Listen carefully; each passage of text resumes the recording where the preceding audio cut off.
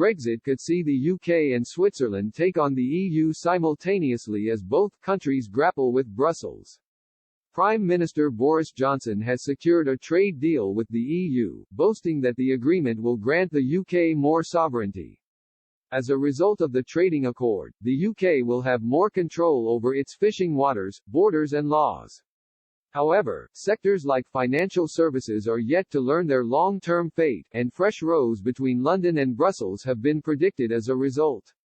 The UK accepted measures in the agreement for the possible imposition of tariffs if London diverges notably from existing standards. This has caused anger in the city, as one expert warned the government made a grave mistake. Mr. Johnson admitted following negotiations that the UK's trade deal with the EU perhaps does not go as far as we would like over access to EU markets for financial services.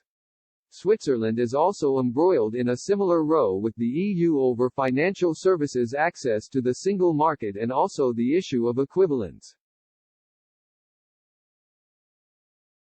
The EU has demanded that the UK conform to the equivalence model post-Brexit to ensure British financial services operate on similar rules to those in Europe.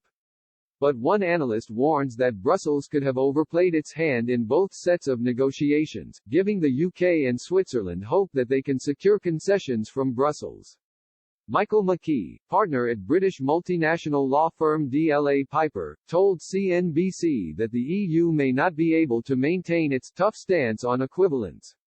He said in 2019, equivalence has been used in an informal fashion as a tool to get outcomes but usually directed towards getting other countries to make changes to the law or adapt a little more to the EU approach, and usually with smaller countries, not mid-level, well-developed countries like Switzerland. It is the first time that a country has really stood up to the EU other than large economies like the US or China.